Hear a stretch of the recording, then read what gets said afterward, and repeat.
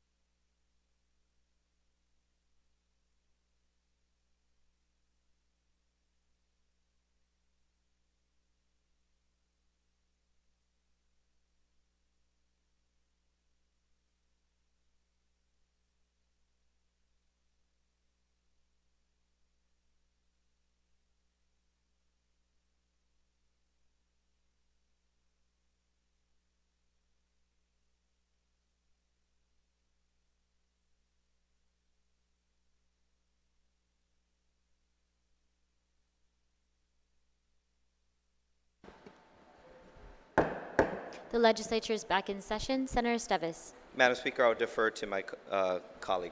Senator Masi. Senator San Augustine, you're recognized. Madam Speaker, on my amendment, I'd like to withdraw that and change it to, just change the word, the for approval to DLM, Department of Land Management. To Department of Land Management. Correct.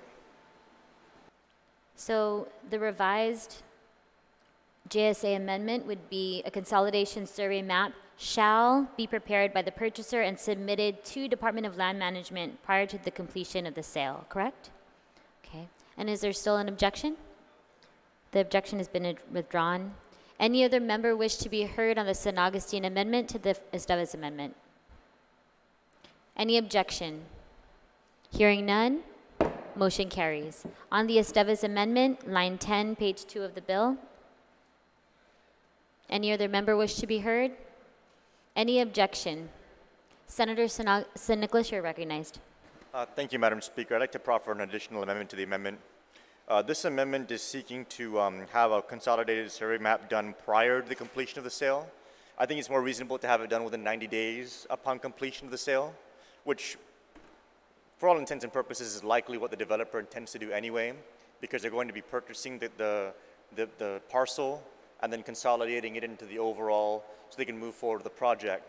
And so rather than us having them consolidate something and do a map prior to the transaction, within 90 days upon the transaction, I think is very reasonable. So my amendment to the amendment is to strike the words prior to the and add the words within 90 days upon.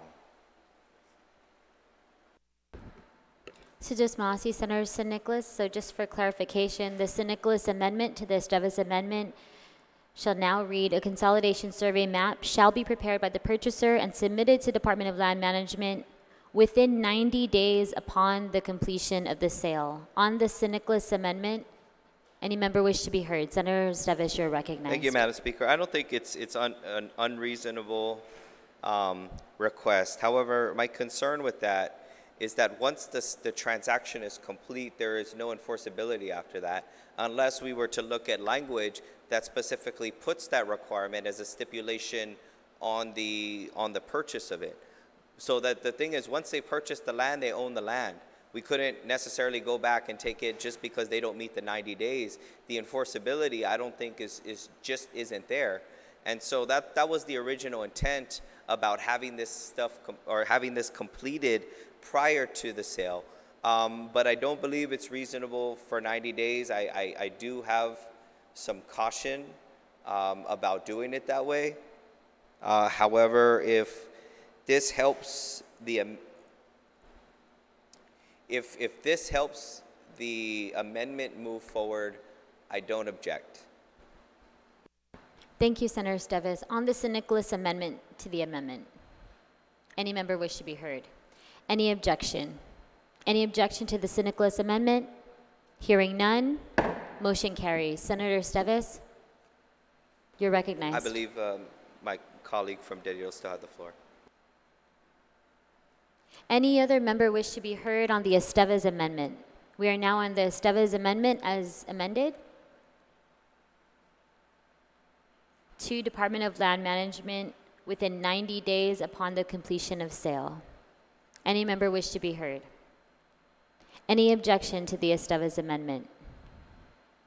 Hearing none, motion carries. Senator Esteves, you're recognized. Thank you, Madam Speaker. The next amendment I have is on line 20, page 2, under approvals, and it seeks to add language under section 4. For sales authorized by this act, the Department of Land Management shall negotiate for the government of Guam the highest amount possible, which shall not be less than the highest appraisal.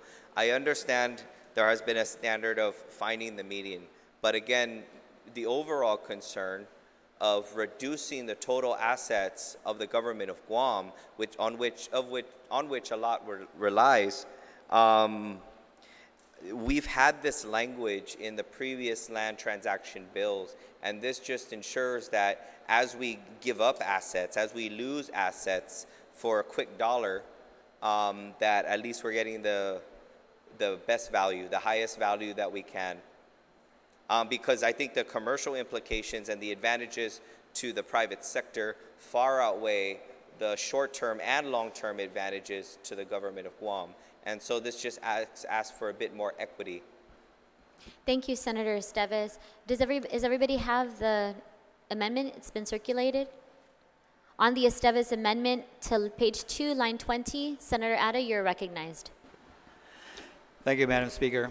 Madam Speaker, 2 GCA section 2107B relative to appraisals basically reads that when we're selling government land, you get 2 appraisals and you get the average of the 2, and that is the price that you would charge.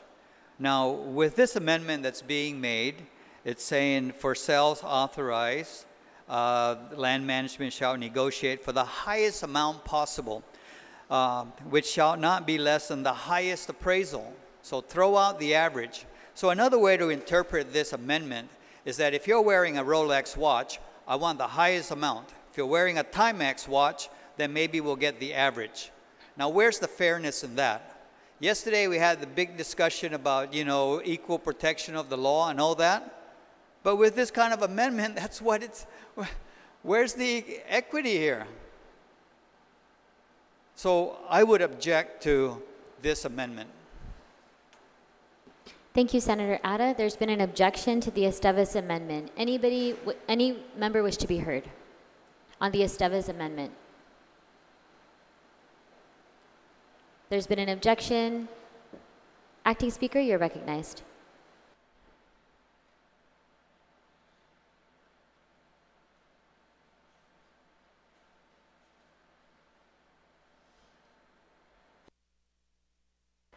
Thank you, Madam Speaker. I'd just like to clarify, I stand in support of the amendment. The 2 GCA 2107 says that the average of the 2 appraisals may be used by the legislature as the value for the transfer of trade. What it really did was require, this section of the law requires that we are going to consider the appraisals when we are considering transferring property of the government of Guam. That's important because here we are selling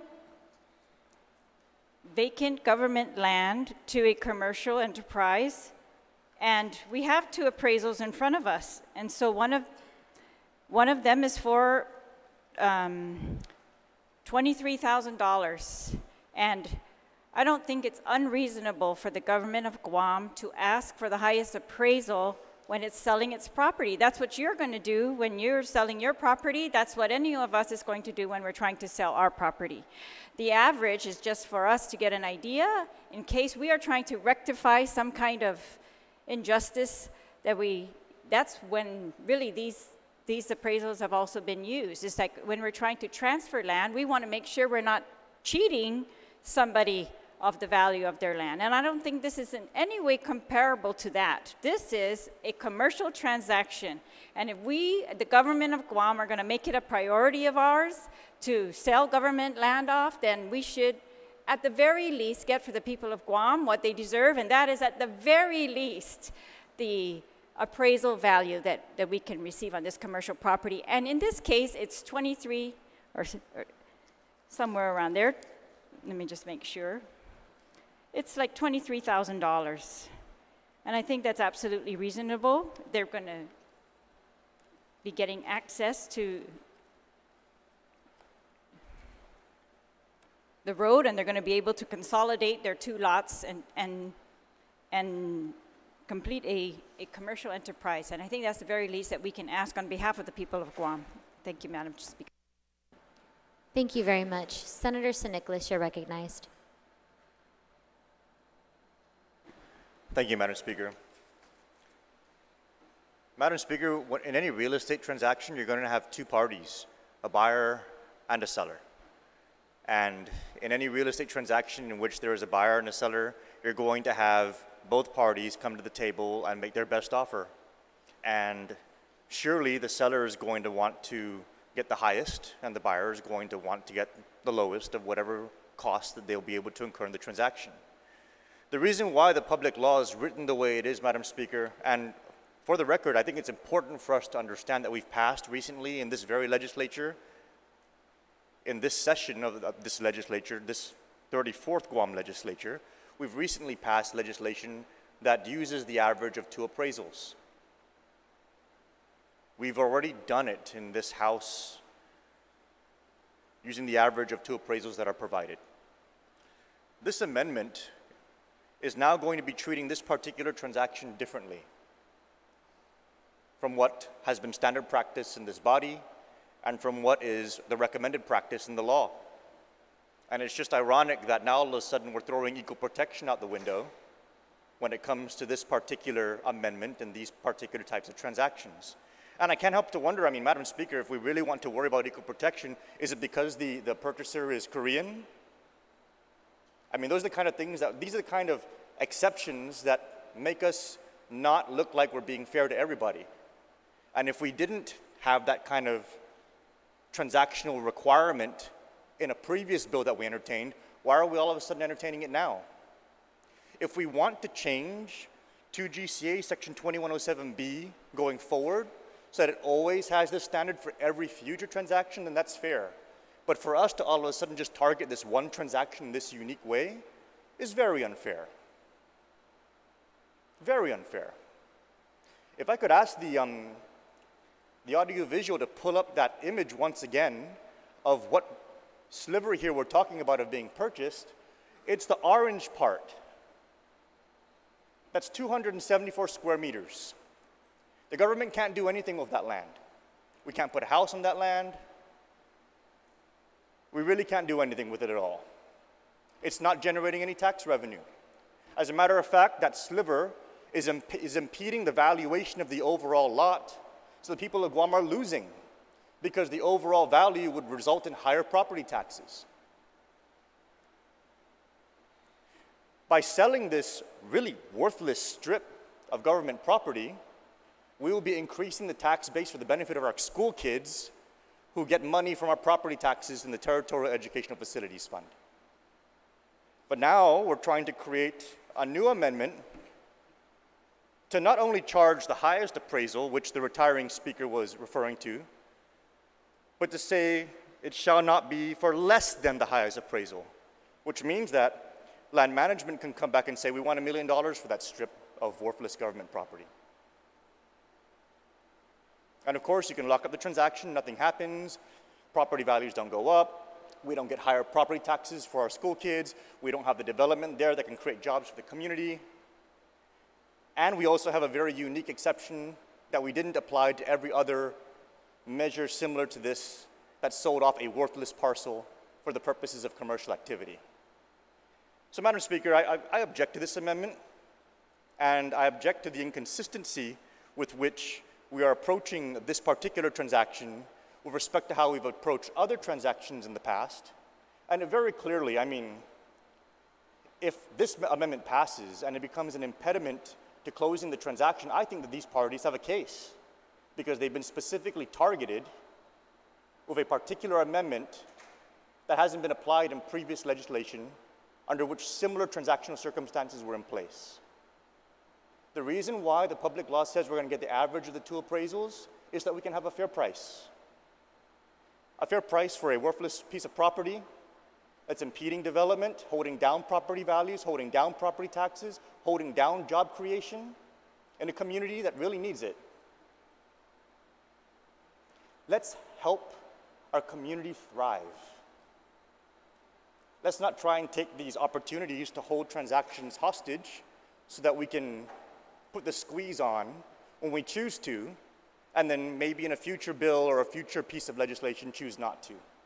If you want to make that be the standard, change the law and make that the standard, but let's not create exceptions that are going to create harm for specific parties in one instance when we're not fairly applying it to all instances. Thank you, Madam Speaker. Thank you, Senator San Nicolas. There's been an objection to the Esteves amendment. Any other member wish to be heard? I'd just like to rise to a point of information. The previous speaker keeps referring to this parcel as a worthless piece of government property. And it's not a worthless piece of government property because we have an appraisal in front of us that values it at $23,000. But we are approving a sale at less than that amount.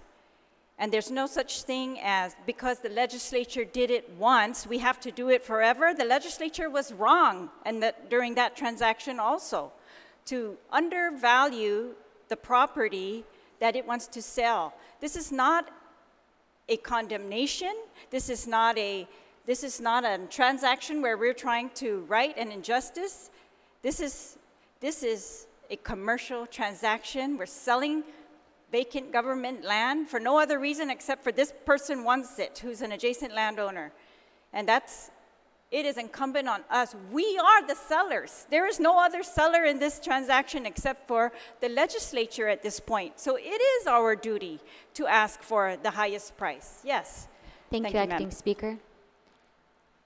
Senator St. Nicholas, you're recognized. Just a point of information, Madam Speaker. You're not undervaluing a property when you're getting the average of 2 appraisals. You have 2 different valuations of that property, one at one price point and one at another. Which one's the fair price? I think the fair price is the one that you assign to everybody else under similar circumstances. And in all similar circumstances, the fair price has been the average of the 2. And so I'm just cautioning that if we really want to guard against equal protection challenges, let's apply our laws fairly and equally to everybody, the same way we've been doing in previous bills similar to this. Thank you, Senator. There's been an objection to the Esteves amendment. Any other member wish to be heard? If not, Senator Esteves, you're welcome to close. Thank you, Madam Speaker. You know, I agree. I was going to say the same thing, especially on Guam. There's no such thing as worthless land. They all count towards an asset. In this case, this is $23,000. That's an asset to the government of Guam. That's considered towards the overall value, borrowing power, purchasing power of the island. $23,000 might not seem like a lot, but once it's gone, it's gone. 20 years from now, if that property is worth $45,000, that's not a valuation that goes to us. It's equity. It's more than just the dollar figure, because we know this. We know what the tax, we have low land taxes. What we're losing out is an asset. There is no such thing as a worthless piece of property. Property is what makes empires. Owning the ground that people walk on is what makes empires. Land is the most valuable thing that anybody can possess. You know, if you look at the law, it's very specific. May. It does not say shall. If this was an equal protection issue, the law would say shall. But with the legislature, you know, I believe that it says may because this legislature needs to be diligent. This body needs to be diligent in every single purchase. And in terms of fairness, I promise you, Madam Speaker, in this long list of land sales going out to people in the community, you're going to see this amendment pushed out in every single land sale transaction while I'm here. That's consistency. Because the people should get the most value. $1 today is not going to be worth as much as $1 tomorrow. That's what we're talking about here. I believe this measure should have passed in previous land sale transactions, but that was the body's decision. But the word may is there because it's this body to make the determination, but I've been consistent on my position that for these small parcels of land that are worthless, then why can we not get the best value for the people of Guam if we're losing out on an asset? Because 235 square feet here, 500 square feet here, 1,000 square feet here, that adds up. You know, I'm very concerned with these types of bills. I understand, yes, it's for development. Next thing you know, they close that up, and next thing you're going to see a digital sign there. So, you know, so there is more to just a parking lot area or additional for development. They have so many options for development. If it was worthless, the buyer would not want to buy the property if there was no value to it. And so for $23,000, this is not trying to take from the rich. If we were going to do that, we would tax properties worth over $1 million. This is consistent. We have a fiduciary responsibility to look not just at the present, but also in the future. What we do now and what we potentially lose in the future. And we're losing a lot in the future for what we might think now as being a worthless piece of property. The property down in Tumon was considered worthless because they couldn't farm on it. And when we started selling those off, and look now, oh my, we cannot be so short-sighted. We cannot give up our assets because we have to protect that for generations to come.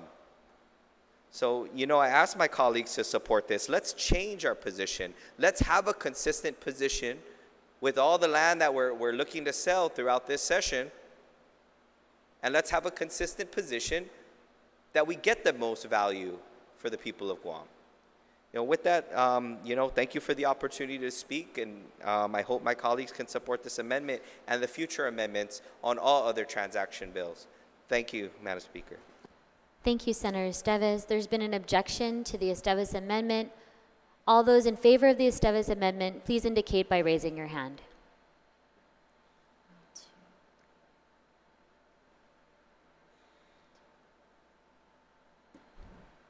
Amendment fails. Senator Esteves, you're recognized. On the main motion, Senator St. Nicholas, you're recognized. Thank you, Madam Speaker. I just wanted to rise to a point of information so we can really contextualize the understanding of valuation and what is worth what and what is worth less. You cannot do anything on 274 square meters. If you look at that map again, we don't need to bring it up again, but if you look at it, there's no other use for that property other than to make it contiguous with the adjacent lots. If we sell it for $23,000, we're not losing $23,000 in valuation to this government, we're just converting it from land valuation into cash valuation. But here's where it gets even better, Madam Speaker. That $23,000 goes into the fund that's going to survey Chamorro Land Trust properties. We passed a law that allows for the government now to take monies that are provided and pay for the surveys. One of the biggest things that was holding back our Chamorro Land Trust recipients from getting their land was the survey cost. You can survey a 500 square meter lot for about $8,000. Selling off this piece that has no value in terms of utilization or any kind of future use by the government, selling that, allowing for the development to take place and create the jobs and create the property tax valuation will also result in a transaction that generates $23,000 to go out and survey 3 more properties to get into the hands of our Chamorro Land Trust recipients. And guess what happens from there? They get the land, they have a home for their families. Those properties are also, by the way, Madam Speaker, now included in our property tax rolls and in our valuation rolls. So we would have taken a 23,000 strip and created 3 lots that could potentially have homes and be worth $150,000 at a low end. We take a $23,000 strip that has no use in this government, that is just holding back development, and turn it into $450,000 of value.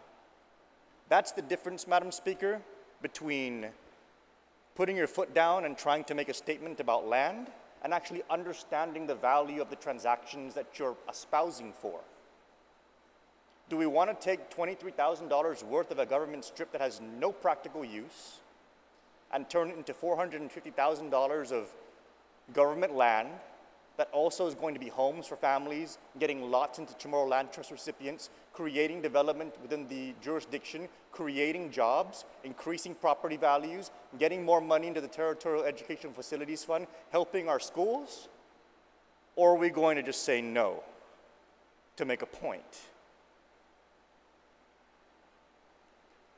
We need to be stewards of the people's assets. And that means that we need to know what we're doing when we're going to be getting up here and trying to say that a certain transaction is positive or negative for the community. And let's evaluate them for their merits. Let's evaluate them for what's really going to happen and what we're really talking about. It's very easy to rile up passions and emotions talking about land and then making comparisons to very, very bad occurrences in the past. But that's not at all what we're doing here, Madam Speaker. Let's not imprison ourselves today and the potential of this community and the ability for us to make these kinds of corrections because we're going to be holding ourselves hostage to other mistakes that were made previously. Our people deserve better than that. Our people don't need us to be riling up emotions and sensitivities that really have no basis in what it is that we're talking about today.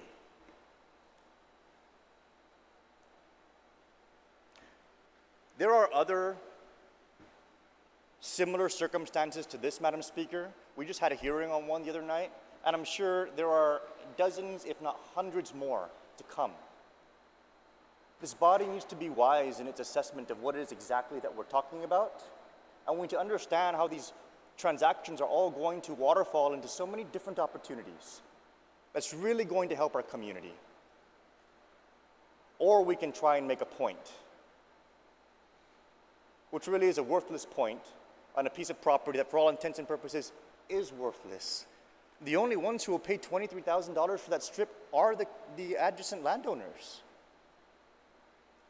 You can drop that price in half, $12,000, and you won't find a single person on this island who would buy it unless they wanted to buy it and resell it to the adjacent landowners.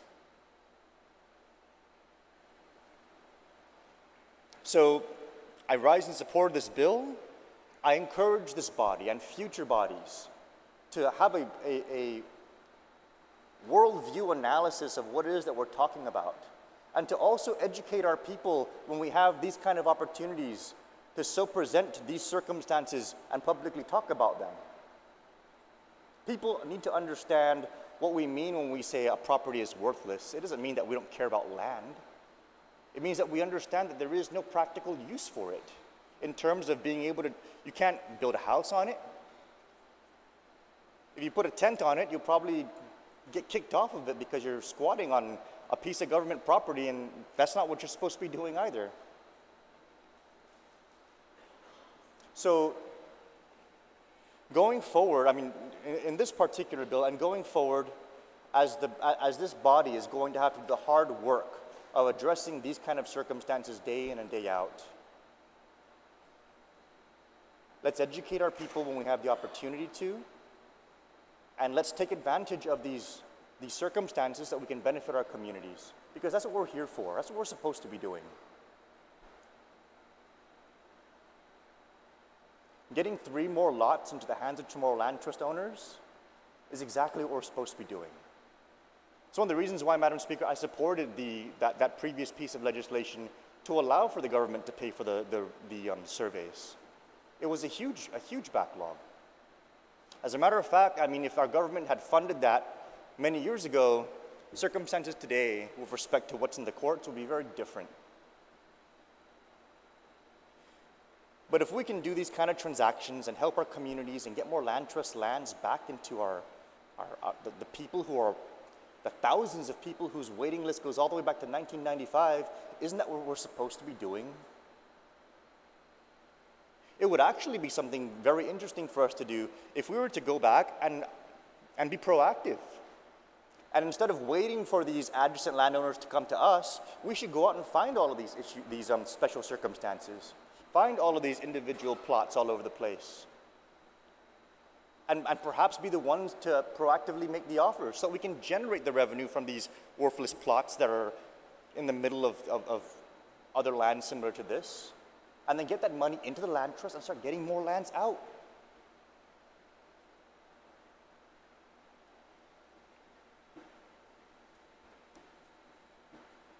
Our people need us to be the leaders in these things. And I really hope that as the sun starts to set on this 34th Guam Legislature, our 35th Guam Legislature is as bold as our current land chair is to be able to move these kind of things forward. Because it's almost too easy to rile up the passions around it and not do the hard work necessary to be able to explain why this is actually very, very good for our community. Thank you, Madam Speaker. Thank you, Senator San Nicolas. On the main motion, any member wish to be heard? If not, Senator Atta, you're welcome to close. On the motion to send the bill down to the third reading, any objection? Any objection to sending Bill 298 as amended down to the third reading file? Hearing none, motion carries. We'll now invite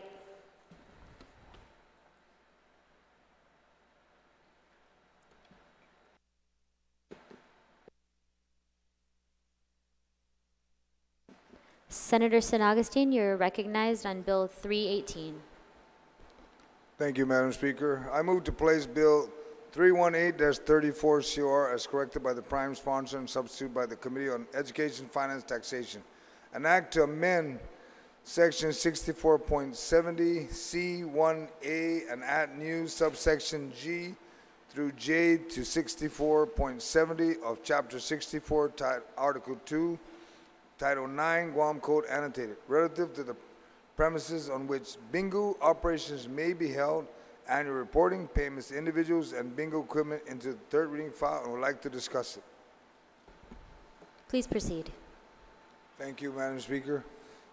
My colleagues, during our last session, we discussed this bill, and I'm passing out amendments to the bill, which one of our colleagues brought to my attention. It's kind of like to ensure that this bill does not promote gambling, but it supports the nonprofit organizations. The amendments are very specific. It identifies on line 8 and line 15 to add one sentence in reference to the lease of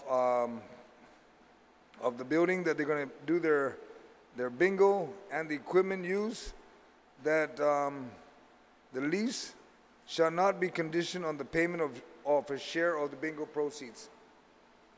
That's what was discussed and promoted, and I passed that all out.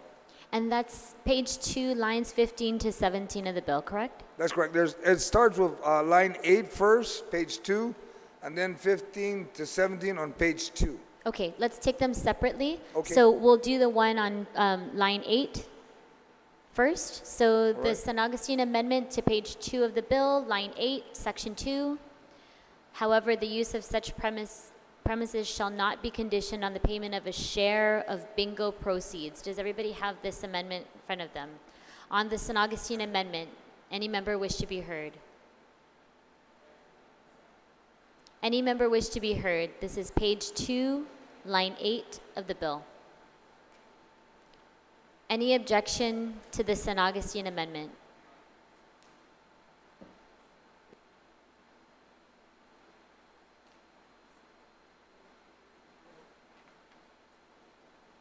And just to clarify, there were 2 amendments circulated. This one is page 2, line 8.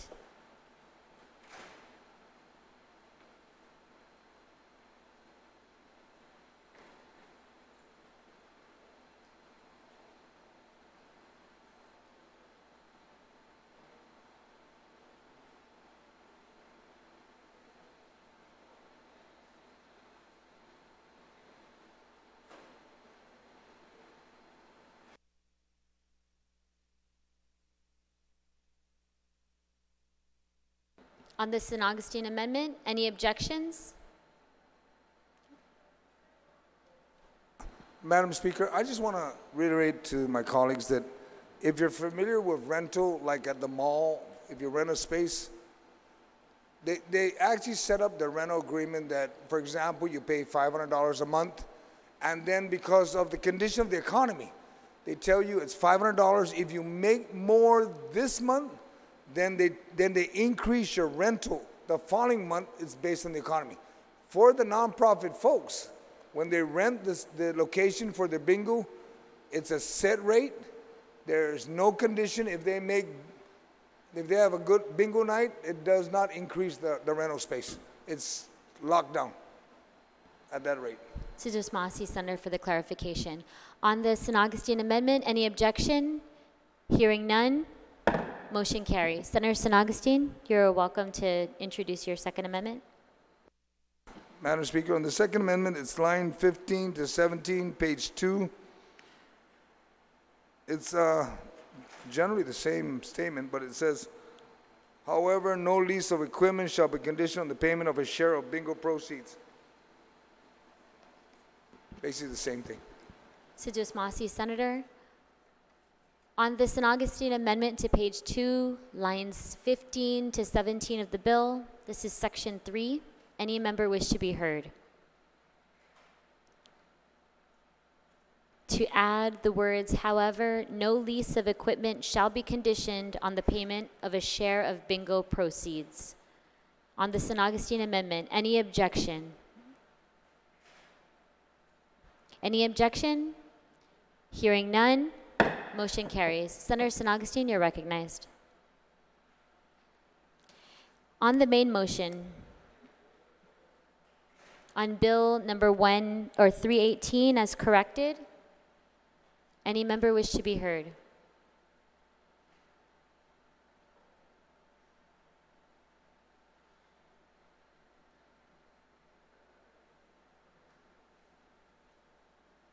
Any member wish to be heard?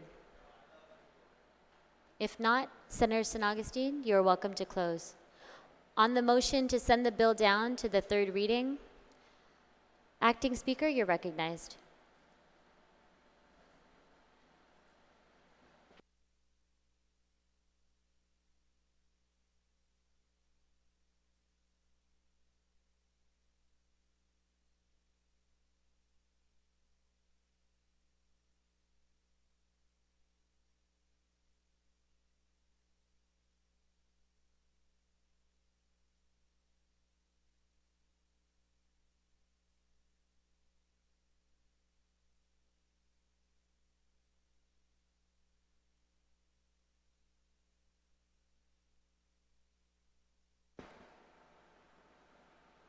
Acting Speaker. Thank you, Madam Speaker. I understand the intent of this bill is to make it a little easier for those operating charity bingo, and that some of the amendments that have been added to it today have been raised to address concerns of racketeering or other, franchise, pretty much skimming money from the bingos, but or from the charities. But there were some other questions I guess I wanted to clarify. For example, I listened to the testimony in this bill, and at the time, the Department of Revenue and Taxation said that they were going to check about the salary requirement here, or if it was in contravention of federal law, and I was wondering if the author would yield, because I don't see anything in the packet as to whether that concern was addressed. The concern of revenue and tax, I think, was regarding the salary of employees, and they had another concern too. Acting Speaker, can you just reiterate your question?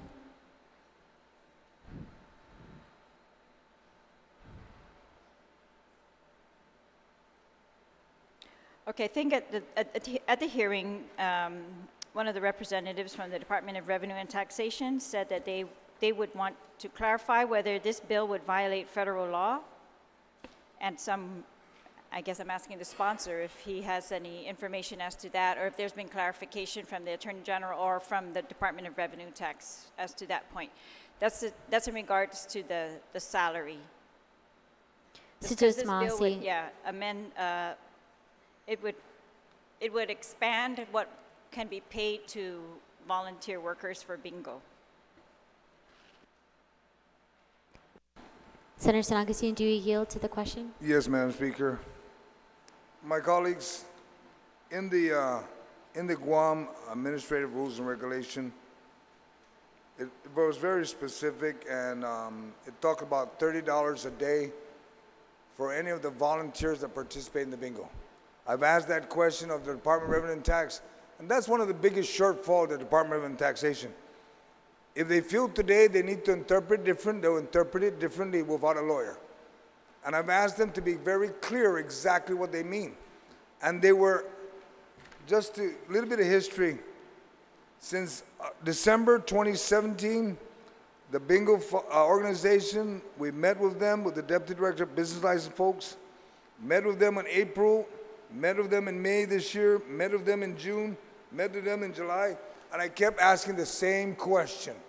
Can you give us a legal opinion on the $30 a day? And all the bingo folks asked was that the current $30 a day for anybody doesn't even meet the minimum wage requirement. It's way less, and all they've asked for was the prevailing wages. Now, at the same token, I did advise Revenue and Tax that if you obtain a legal opinion that it may be in conflict with the federal statute and the IRS, then of course the federal statute will trump that part of the law. But until such time, up to this date, it's almost a year now, they haven't come back. So I'm asking that we support the prevailing wages, and until such time, the new administration will have a new director. Hopefully they'll get a lawyer, and the new Attorney General will give a legal opinion of exactly what it's going to be. Thank you. Acting Speaker, you're recognized. Thank you, Madam Speaker. Yeah, that's correct. So the current rules and regulations limits employees or volunteers really are to be paid $30 a day. And it says they have to be members of the licensed nonprofit tax-exempt organization. And I was reading this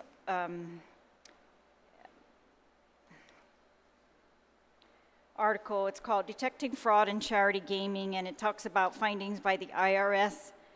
And one of the things that they also talk about in there is that about volunteers being paid is one of the ways, or one of the things that they think the states have to really keep a handle on. So I think what we're doing in our bill, though, is removing any, let me just see it again.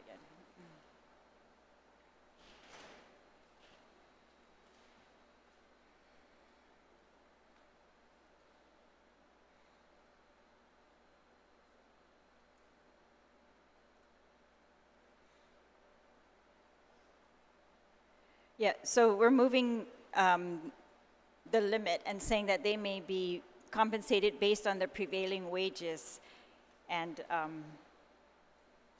according to the member's position. I'm not really sure what that language means, that according to the member's position, if this means this is always a minimum wage. I mean, they're supposed to be volunteers, and so we had allowed them before to receive $30 a day for their volunteering, but now it looks like this is a salaried enterprise, and so I can see why the volunteers perhaps want to get more money, but to leave it vague like this, I worry that we're going to be running into the problems that the IRS has found in other states. My other concern is that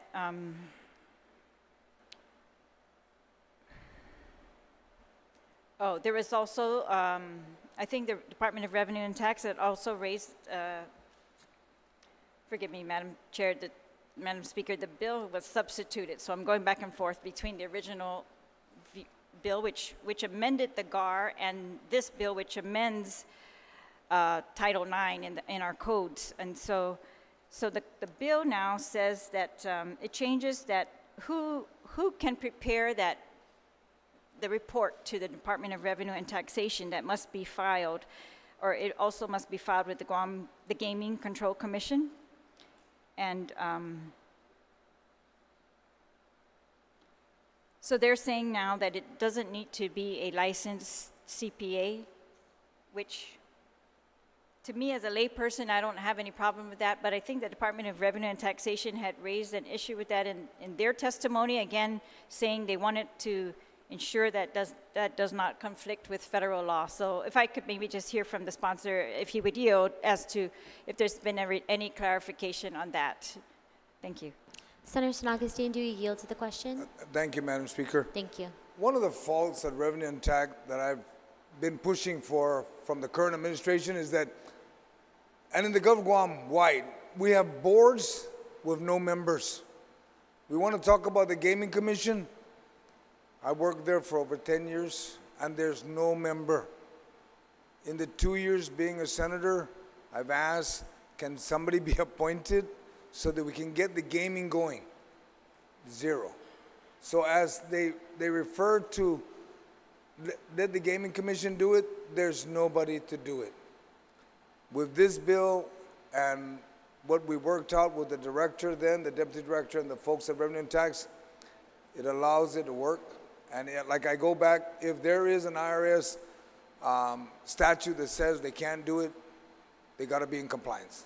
And that they understand, even all the nonprofit organization. And the department was willing, I was in support of this. They got reservations because they're not used to changing with the times.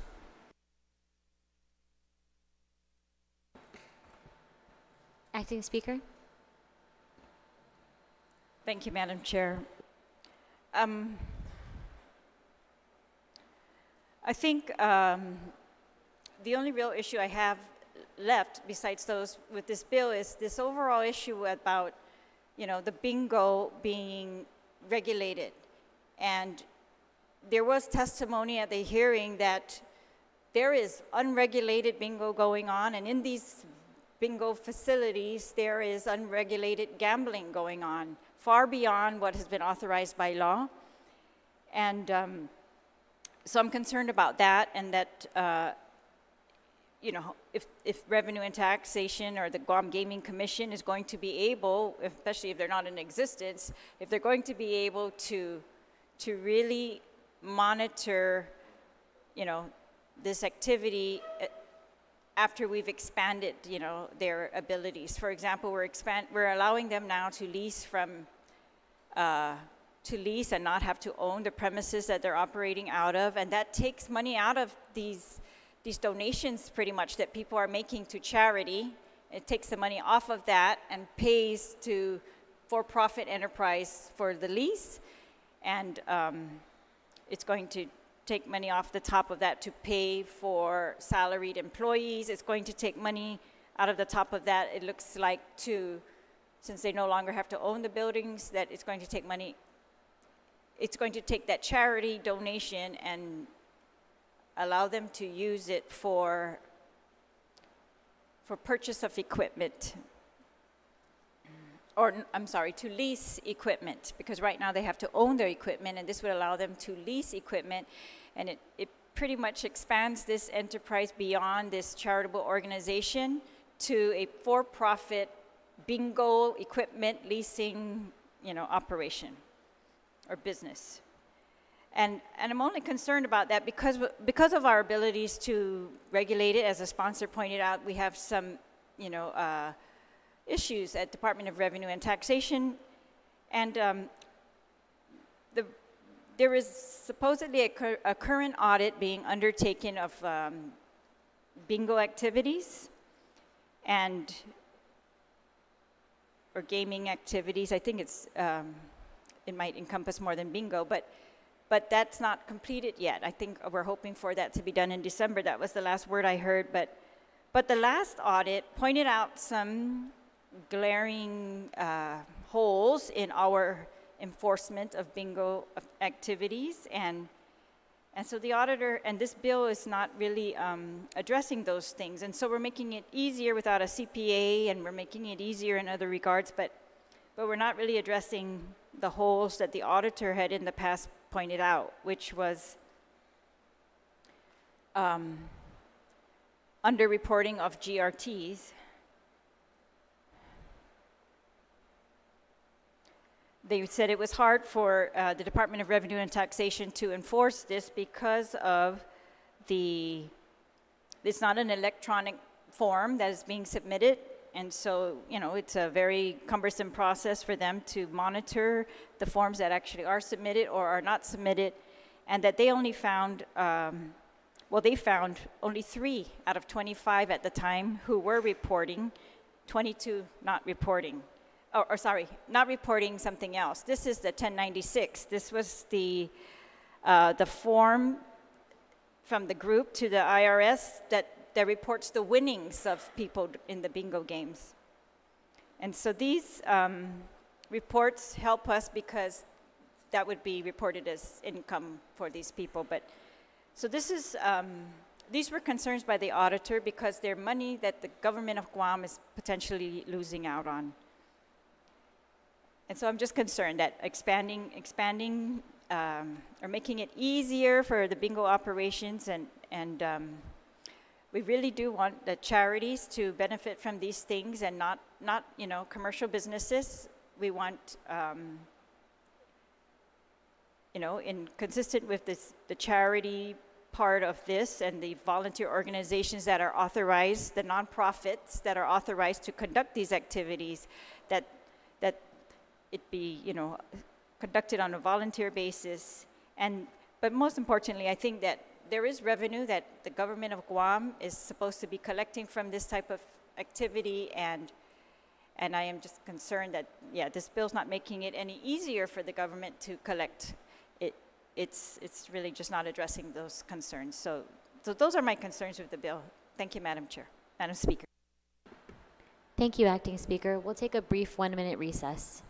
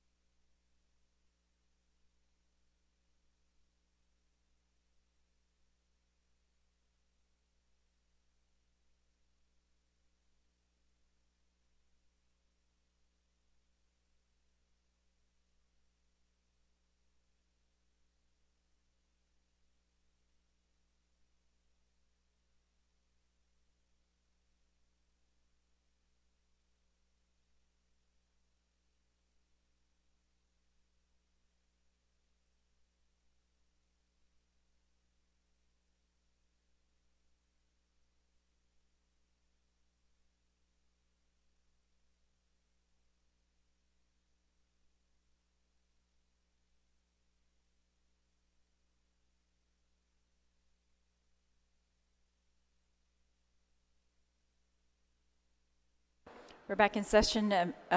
Senator Lee, you are recognized on Bill 318. Sidus Masi, Madam Speaker. I just had a point of inquiry if the author of this measure will yield. On page 3, line 3 of the bill, it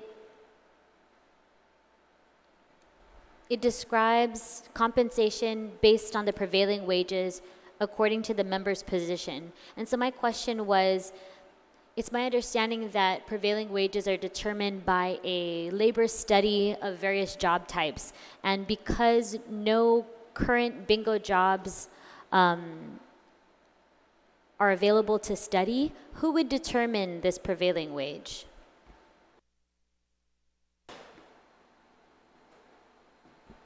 Senator San Augustine, do you yield to that question? Thank you, Madam Speaker.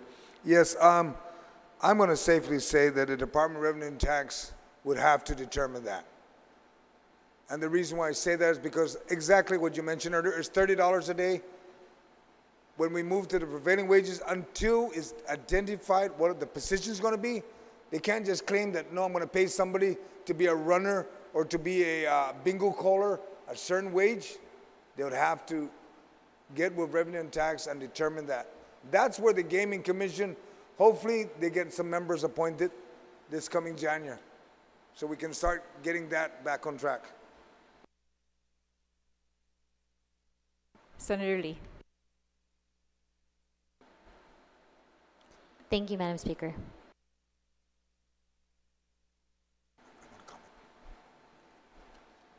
On the bill, is there anyone else who would like to be recognized?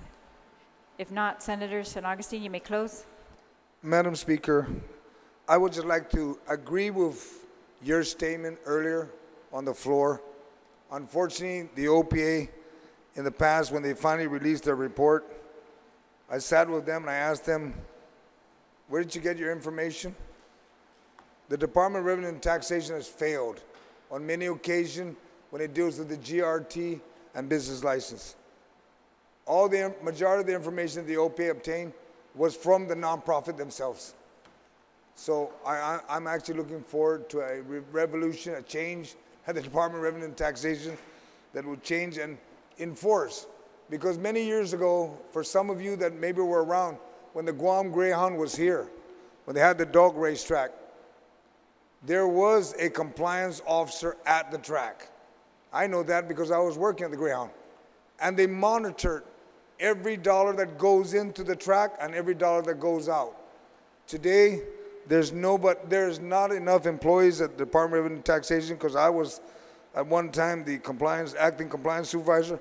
We couldn't even get out to the cockfighters or to any of the bingo establishments to monitor the dollar going in and the dollar going out. So yes, and I'm hoping that in the very near future, the increase of employees up there will make sure that there is compliance to exactly what you mentioned, Madam Speaker, that there is no additional gambling going on at the bingo or at the cockpit or anywhere else. And the compliance side of the House of Revenue and Tax should be able to fill those voids. Other than that, ma'am, I ask that my colleagues support this bill, and thank you very much.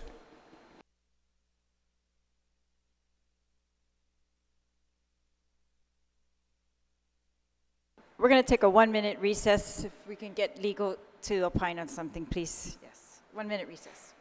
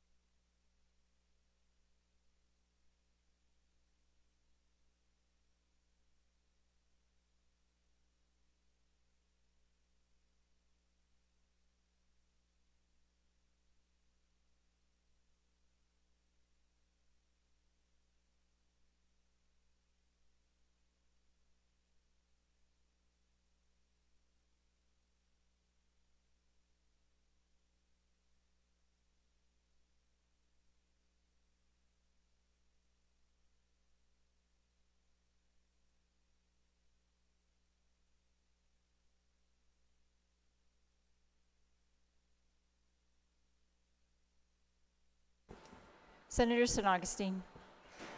Madam Speaker, while we're waiting for legal's opinion, I'd move that we set aside Bill 318 until first thing tomorrow morning when we start session.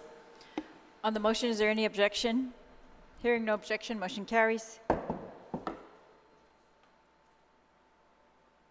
We're now on Bill 325-34.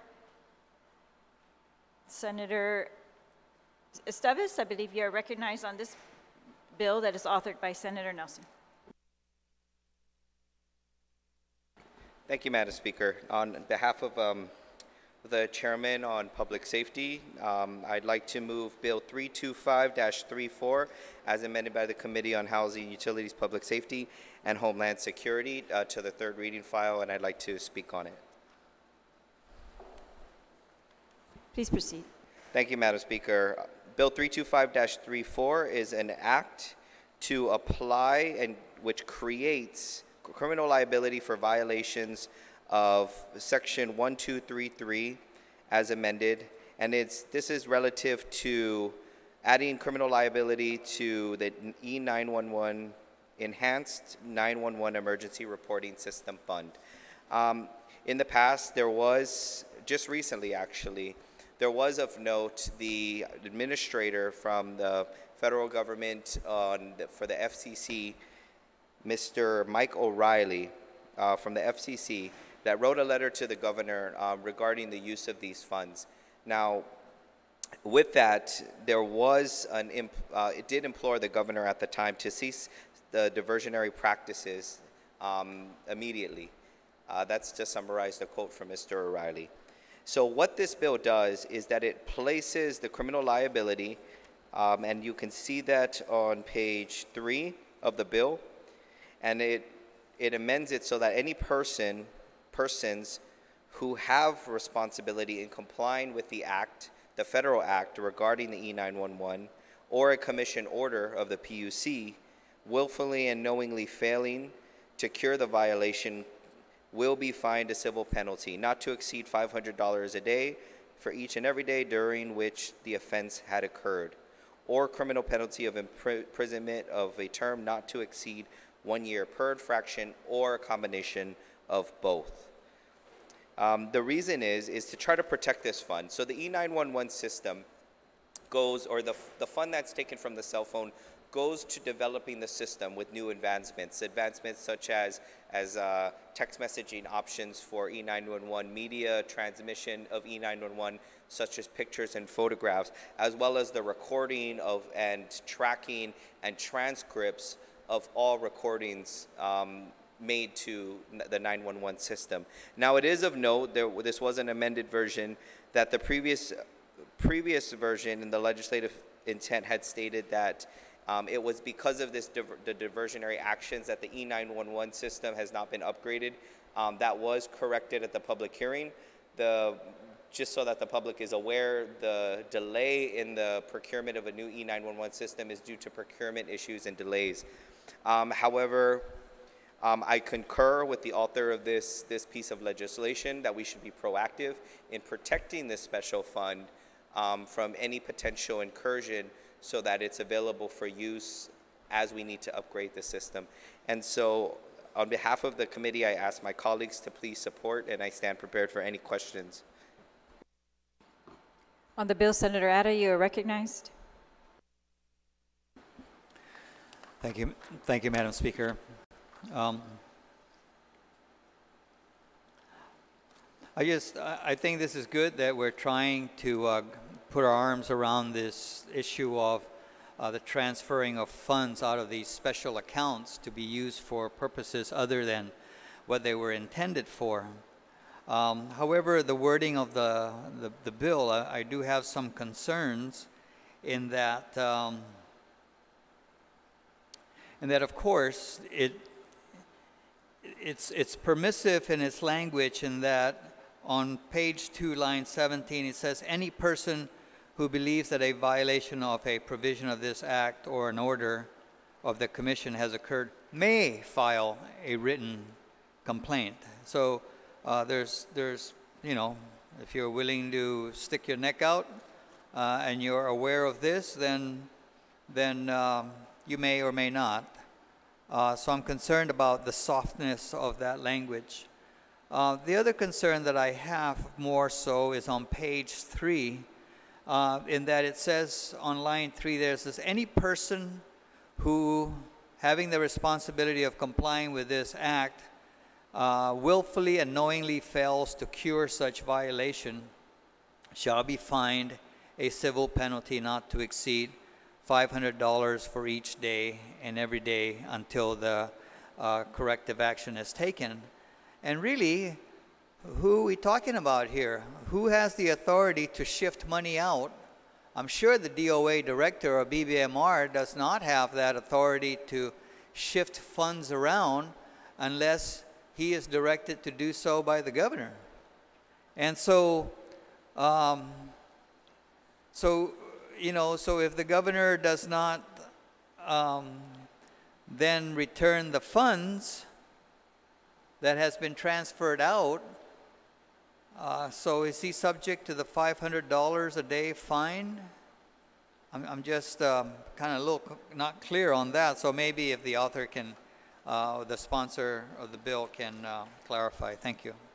Would you yield to the question, Senator Esteves? I do, Madam Speaker, and I will answer to the best of my abilities. As I understand, the failure to comply includes everybody in the chain, anybody who knowingly, and as the bill states, anybody knowingly in violation. And it's not just in violation of the act. This act reinforces the federal statute in which specifies and stipulates what these funds can be used for.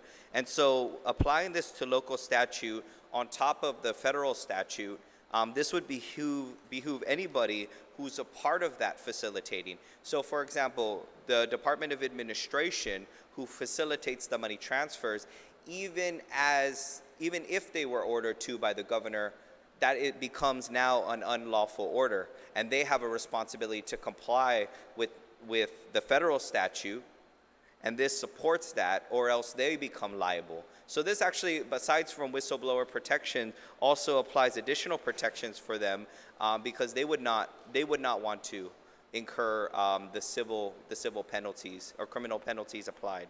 And so with that, this I think only reinforces the current statute. Everybody involved, so whether it's the fire chief, assistant fire chief, members of the administration in terms of the finances, Department of Administration, potentially the chief of staff, governor, lieutenant governor, anybody involved. And so again, reinforcing the federal statute, which is already applicable to what we're supposed to be doing, I think is a benefit. I hope that answers my colleague's question with regards to it, but anybody in the chain who knowingly violates it. Now, with regard to similar concern brought up on page 2, section 12311, I'm okay, and I think the language is important that we may file a written complaint because it's basically just a whistleblower provision. So an individual who believes, so there's a huge difference between believing there may be a violation and reporting it and having the option to do so from an individual who's part of that chain who knowingly commits the violation. And so I think it covers both areas and further reinforces the position of the FCC and U.S. statute, USC. I hope that answers the question, Madam Speaker. Senator Atta. Anyone else who would like to be recognized on the bill? Senator Espaldon, you are recognized. Thank you, Madam Chair. And again, I appreciate the intent of what this bill is trying to accomplish, and that's to safeguard the funds for 911. I just was wondering, and again, the author of this bill is not here, but I'm just wondering, it seems like we lowered the penalty, the civil penalty, from what it is in law right now, which is not to exceed $10,000, and now we're going with $500 for each and every day during which such offense occurs. And I'm just wondering why. if we're really trying to become stricter in the enforcement of protecting the 911 funds, it would seem to me that the harsher the penalty, which in this case at present time is $10,000, would be more appropriate than a lesser amount, which this legislation proposes to be $500 a day. And I just don't know what the intention is behind that. And perhaps the good senator who moved this bill onto the floor on behalf of the sponsor of this legislation might give us some insight. Would you yield to the question, Senator Steves? I do yield to the question, Madam Speaker, and I thank my colleague for the question. This actually is more. So previously, in the current what was in the current statute was just a civil penalty of just $10,000 flat, not to exceed. So potentially $10,000 or lower. What this proposes to do is apply $500 for each day, so it's cumulative, so it can really rack up. Now the intent, as I understand it, of having it and putting it over in a temporal space over time for each and every day is to implore or compel whoever it is who's violating this statute with correcting it and meeting the intent of both the local statute and federal statute regarding E911. And so by doing that, it may seem lower as opposed to the just 10,000, but once that 10,000, there's no requirement once they've already been found to have engaged knowingly in the diversion of these funds. So with the $500 a day, it allows them corrective action, and so it's a penalty as though it were, let's say, a notice of a violation or an EPA fine. For every day there's a problem, until it's fixed, they're charged on the daily. So this is the model that's being used in order to compel correction as opposed to a one-time fee. The intent is that we cure and solve the issues regarding the E911 as they occur in a timely fashion. Senator Espaldon, you have the floor. Well, I guess our good colleague tried to explain it, but it still doesn't resonate with me, because in the existing statute it says a penalty not to exceed $10,000 altogether. I guess it's sum total, right? The new legislation that's being proposed will be not to exceed $500 for each day which the offense occurs. I guess the question is, and just to clarify, the offense is the failure to cure the violation. Is that correct? In other words, if money is transferred out of this special fund, the offense is not curing the violation of moving the money out. Is that correct? How this works? And so the way it would work is, you know, they'd be assessed the fee if it's discovered or reported, and they would have to transfer the money back into the account.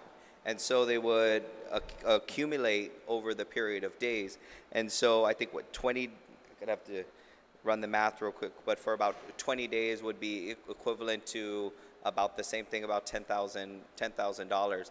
And so if they cure it very quick, the fines will be low relatively, especially if maybe they did it knowingly or it was an accident or they were coerced into doing it. But at the end of the day, the intent is that we cure the diversion of the funds to stay consistent with federal law.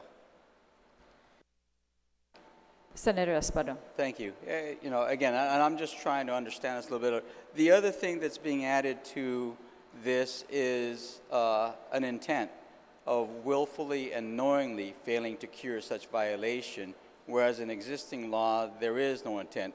Any failure to cure the violation is subject to a civil penalty or imprisonment or both, right? Now it requires a greater task, I suppose, for the commission to be able to determine whether there was a willful and knowing failure right? And we're talking about two different things. Willful is one thing, knowing is another thing.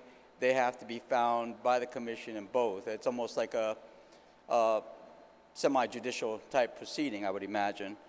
And again, that seems to be a higher threshold to find that somebody has failed to cure a violation. And so it might actually be more difficult. But I just want to bring that up for us to consider. I don't have any amendments at this time. I'll continue to look at this, and maybe if there's some way to assist in making it better, then perhaps I'll make it then. But right now, Madam Speaker, I just wanted to raise those concerns. Thank you. Thank you.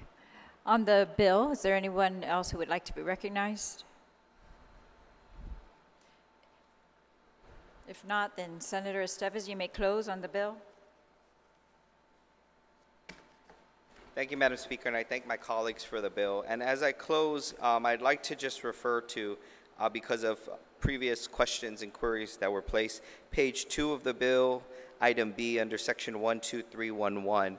And so the way it would work is that once somebody, a violation has occurred and been confirmed by the commission, if you look at item B, the commission will place an order and they'll give notice and allow a reasonable opportunity for them to correct the violation. So this is not just outright punishment. This is to work collaboratively with those managing E911 to ensure that it remains intact. The penalty comes after said notice. So for example, if the commission makes a determination, you withdrew $500 and transferred it, and they weren't supposed to do that, they could correct that. It could have been administrative error, or could have been willful unknowingly. They have the opportunity to do it within the time frame and within the confines of the stipulation order of the commission. Now, section D, or if you look at section C and section D, or item C and item D on page 3, it kind of goes through the process. So after they fail to cure it, it could be referred to the Attorney General's office for prosecution. And then that's when the penalties, the criminal penalties, both monetary and with potential for incarceration, would then apply. But this allows every opportunity for whoever's managing the system and the commission to work collaboratively to ensure that this fund is protected. And so I ask my colleagues to please support this measure. It's a good measure, I think well thought out moving forward, and thank you for the opportunity. Thank you. On the motion to place Bill 325-34 as amended on the third reading, is there any objection? Hearing no objection, motion carries. We're now on Bill 331. Senator Uggan, you are recognized. Thank you very much, Madam Speaker. Good afternoon, colleagues, and thank you for the placement of Bill 331-34 COR on the session agenda. Madam Speaker, I'd like to move for the placement of this piece of legislation, Bill number 331-34 COR, which is an act relative to approving the architectural and engineering design for the rehabilitation and improvement of the Harmon Industrial Park roadway per Article 7 of Chapter 77, Title 12, Guam Code Annotated, to be placed in the third reading file for consideration by the body. Please proceed. Thank you, Madam Speaker. I believe that all of our colleagues are familiar with this entire process, and if you take a look at the initial passage of Public Law 33-191, it allowed for the establishment of a public-private partnership between the government of Guam and the Harmon Industrial Park Association, which is composed of approximately 36 business owners in that particular area. Madam Speaker, a number of these business representatives approached the legislature a few years back and asked if by any chance there can be a partnership established so that in fact they can assist in the financing scheme of ensuring the rehabilitation or the repair of the Harmon Industrial Park roadway. And that is where the HIPAA, which is the Harmon Industrial Park Association members, approached the legislature. The legislature responded accordingly, recognizing that this was going to be a situation where HIPAA would provide the funding, provide the mechanism in terms of the design, the architectural and design concept, and then also rehabilitate this roadway in exchange for credits that would be given to these particular businesses who support this endeavor. Subsequent to that, Madam Speaker, the passage of Public Law 34-10 required that, in fact, HIPAA representatives, upon the completion of the design of the Harmon Industrial Park roadway, that be submitted to the legislature for approval. And this is where we are at today. Bill number 331-34, COR, authorizes or allows for the approval of that particular design with the extensive discussion and deliberation by the Department of Public Works officials, and then can allow for the process to continue to proceed. So, Madam Speaker, I ask for the support and the concurrence of not only yourself, but members of this body, so that we can allow the rehabilitation, the repair of these roadways per the design that is attached in this piece of legislation. Thank you very much, Madam Speaker. On the bill, is there anyone else who would like to be recognized?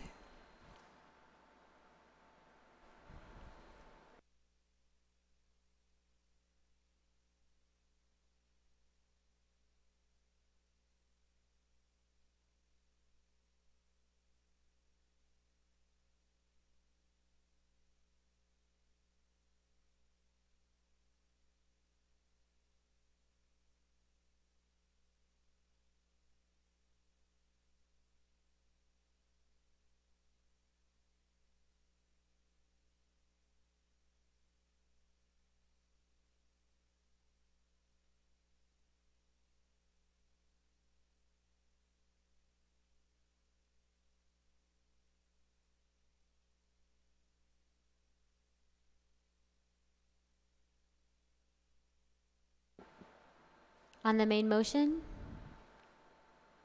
any member wish to be heard? Acting Speaker, you're recognized.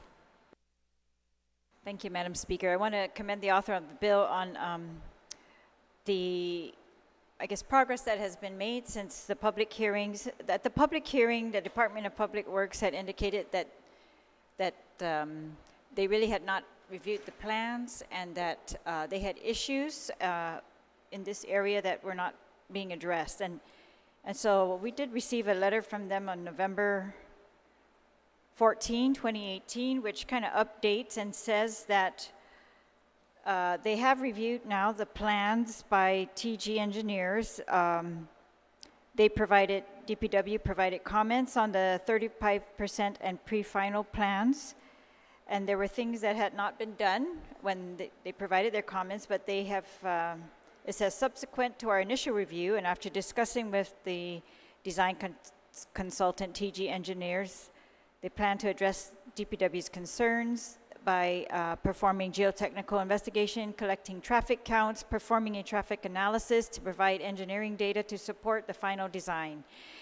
And so that final design will incorporate the results of the additional technical analysis and will be based on sound engineering according to DPW. So I guess from this letter I can get some confidence that DPW is going to be able to require what it feels is necessary to address the technical concerns in this area. We're talking about this Harmon Industrial Road, and there were, at the hearing, it was brought up that this project would not address the Bull Cart Trail to Kmart, and it was not going to address the parts on connecting to Hamburger Road, I think, that were not owned by the government, and that those were going to be put off for later dealings, later transactions. But DPW did say in its letter that one remaining concern is a hydrologic and hydraulic analysis of the roadway rainfall runoff is not part of TG Engineers' design scope, and the proposed roadway does not address drainage or flooding as part of the project. This is one of the concerns that I had brought up because all of us are aware, anyone who drives to Harmon, that flooding is a huge issue there. And so their proposal was to build roads, but not really to address the flooding. And I was concerned that there would actually be more flooding because of the pavement, you know, the new paving of the road and design of the road. So DPW confirms that this roadway will not address the drainage or flooding. It says that HIPA's cost constraints include a drainage, the cost constraints of including a drainage solution as part of the project would push the project cost beyond HIPA's initial budget and would involve further design effort.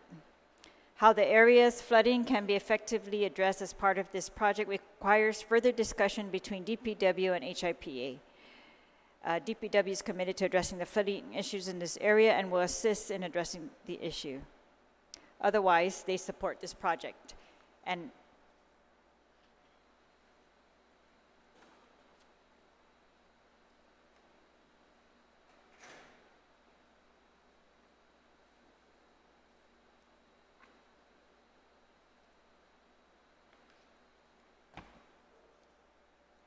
so it's just my concern, Madam Speaker, that we are approving this bill. This bill is approval by the legislature of the architectural and engineering design for the rehabilitation and improvement of the Harmon Industrial Park.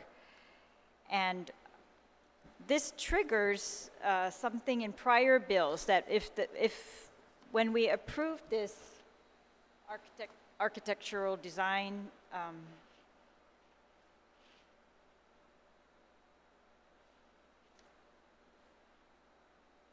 I believe, and maybe the author can confirm if I'm correct, that the reason we are doing this is because then it triggers the benefit under the previous bill, which is a tax credit.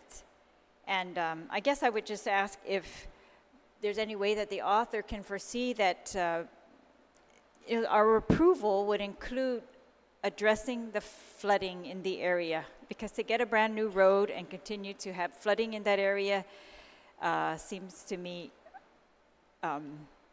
just not in the government's interest, because we're supposed to be taking care of all the people down there. And so I guess I would just ask the author if he would yield regarding the flooding and regarding whether we should hold off on triggering that benefit under the prior law until the flooding is incorporated. Senator Agin, do you yield to the question?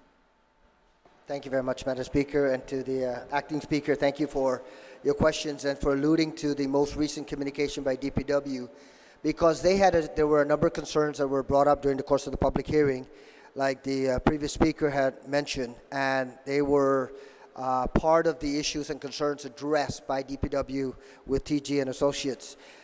In response to the question, the assurance that we received from DPW officials, and it's also per the letter written communication, is that in fact they are committed to working with the HIPAA, the Harmon Industrial Park Association members, to incorporate some of the flooding concerns. But they also recognize that the amount that HIPAA is able to provide, up to $4 million, that may not be sufficient to address some of the more serious flooding issues. So I thank the previous speaker for bringing up those concerns, but I believe that DPW, to a great extent, has committed to ensuring that they communicate with regards to also the flooding issues.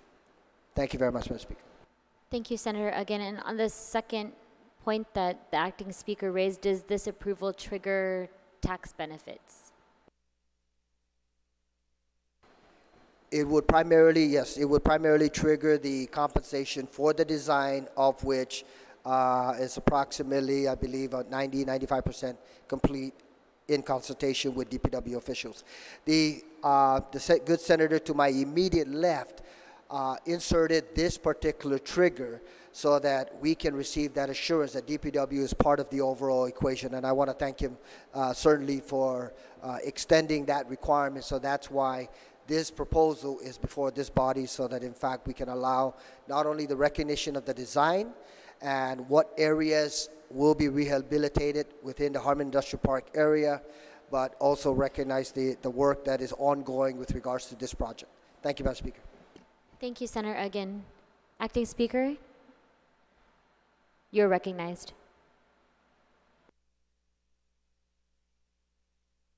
Thank you very much to the author for yielding to those questions and for the answers. And I guess I just remain concerned that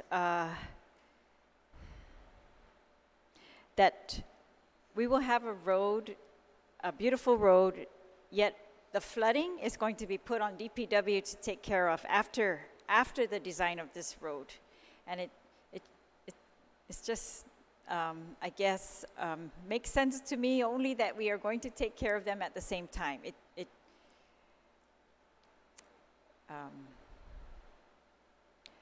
I don't know. I just can't see how the benefit of a new road is really going to be as great without taking care of the flooding in this area, especially in this area, because this is a big concern here. And there's been descriptions of how these roads are actually impassable during certain types of rain.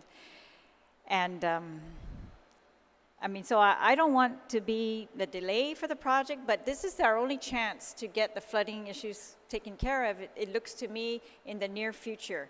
And without including it as part of this, $4 million or up to $4 million that they can receive, I just wonder if we gave DPW a little bit more time to work with these engineers, if they could push that out, at least parts of the flooding, at least the intersections and those types of areas, because I guess that's just what I can see in my mind, is we're going to have another one of these beautiful roads, but flooding is going to prevent us from really actually enjoying and using it to the best of our abilities. Thank you, Madam Speaker. Thank you very much, Acting Speaker. Senator San Nicolas, you are recognized. Thank you, Madam Speaker. I'd like to first recognize the author of the legislation and thank him for the acknowledgement. It was actually a new practice, something that I've actually been very hawkish about when approving financing or financing mechanisms, or in this case, a very creative public-private partnership that involves projects that prior to actually authorizing the greater chunk of debt, or in this case, the greater chunk of tax credits for the project to commence, they first must complete the architectural and engineering in order for us to be able to understand what's being financed in the project and whether or not it's going to be meeting the value and the needs of the community. The tax credits that were authorized, and this is a little backstory on the issue, Madam Speaker, we authorized about $4 million in tax credits for this project. Now, I wanted to kind of put it into context, this project, with our highway master plan that I think a lot of us have looked at. It's like a huge stack of road projects, over $600 million in road projects. And our body always has a very difficult time trying to fund those. We raise gas taxes to try and fund those, and then we turn around and we take those gas taxes for typhoon recovery. I mean, it's just an endless loop of road problems that we don't get around to fixing. This measure introduced by the author that actually originated in a prior legislature was an effort to work with the community to be able to afford them the opportunity to organize and develop a plan of action and come up with the resources to be able to finance this project, and then offset the cost of financing it by taking tax credits against their taxes that they would have had to have paid if this opportunity wasn't provided to them. And so what we see here in this project that's starting to unfold is kind of similar to what we see in our highway master plan. If you go through it and actually look at the different road projects, you will see that they itemize the different sections of the projects. You'll see a section on road resurfacing. You'll see a section on guardrails and safety. You'll see a section on flood mitigation. And they all have different price points. It's not uncommon, Madam Speaker, for this body to actually appropriate funds to address one specific line item in a highway master plan without necessarily addressing all the encompassing items. And so we may have only $500,000 to resurface a road. We go ahead and move forward with resurfacing that road because we don't have the full $3 million to do all of the other ancillary projects with respect to that road, but we understand that the resurfacing is a priority that we need to move forward. In an ideal world, we would definitely want to fully fund the entire project, but sometimes costs prohibit that. And in this instance, with respect to this public-private partnership and the $4 million in tax credits that we've authorized, we clearly have a cost challenge. We can try and up the tax credits to $10 million and maybe put in the whole flood mitigation as a component of the overall project, but then we run into the challenge of whether or not these parties even have $10 million in credits to be able to avail. And so we find ourselves in a unique situation where do we move forward the project with DPW now fully aware of what it involves to include the need for them, for this government, to pick up the slack and take care of the flood mitigation? And do we allow for this private group to be able to move forward the $4 million component of it with the government fully aware of the fact that it has other elements that it needs to address, similar to if it were any other highway master plan project that we're only partially addressing? Do we not resurface the road because we want to also add in the flood mitigation? I think that's a question that every member of this body will probably have to answer themselves. But as for myself, we have the mechanism, the vehicle to move part of it forward. By doing the architectural and engineering in advance, the A&E, DPW is fully aware of what this project is going to include. Based on my knowledge, and I guess the author can correct me if I'm wrong, but DPW is not objecting to moving forward with this project on account of it lacking flood mitigation. They're merely pointing out the fact that that is still a component that needs to be addressed. And the reality is that we can try and lump that into this special public-private partnership, but the risk is that if we do that, they might not move forward with the project at all. And at this juncture, because we require the architectural and engineering to be done before we approve the overall scale of the project, there is already $300,000 in costs that have been incurred with respect to this project. So at this juncture, we have an opportunity to move forward at least part of the project, with the government fully aware of and fully involved in the components thus far, and also acknowledging that there's other areas that need to be addressed, with the understanding and the reality being that that's the government's responsibility. As a matter of fact, this entire project is the government's responsibility. But we're able to deal with $4 million worth of it because we have active citizens taking the burden themselves to organize and to move this along. I think it's actually a great model for potentially other projects to move forward by other members of this community. And it may even be a model to get this government moving. You know, if they're breaking ground and they're resurfacing the road, you know what? Maybe we need to start circling back and saying, where can we find the money for that flood mitigation? So I commend the author for the bill. I support this project moving forward. I encourage this government to definitely get on board. Let's not let our people do all the work here. If they're moving forward with the resurfacing, and we can address the flooding, let's get to it. And let's try and figure out where we're going to be able to get the resources for that, because they're already helping us move forward part of it. Let's at least try and meet them halfway. But I am concerned about the implication that we should not move this project forward at all unless it's all or nothing, because we're going to be putting an even greater burden on these private citizens who have taken it this far. And so I encourage this government to start. I mean, let's get to fixing roads. Let's stop raiding highway fund money, you know, for emergencies and amounts that we haven't even validated, and let's start using the tax dollars that we've taken from our people who are already struggling and using it for the purposes intended. And in so doing, let's do that perhaps by mirroring our resources with the efforts of our community so that we're getting the biggest bang for our buck. I mean, we could have used those tax dollars to help fund this, fund the flood side of this project. That's the opportunity cost of us raiding these special funds because we say that money's available here, let's go take it, only come to find out here we are, and oh, do we even move this project forward because there's a component that we're not going to be funding. Well, we could have funded it. So I support this, and I encourage as I stated earlier in a previous conversation, a more global view of how we're utilizing our government resources so that we're able to maximize value and provide more solutions for our people instead of just running in with the most passionate response. Thank you, Madam Speaker. Thank you, Senator. On the main motion, any member wish to be heard? On the main motion.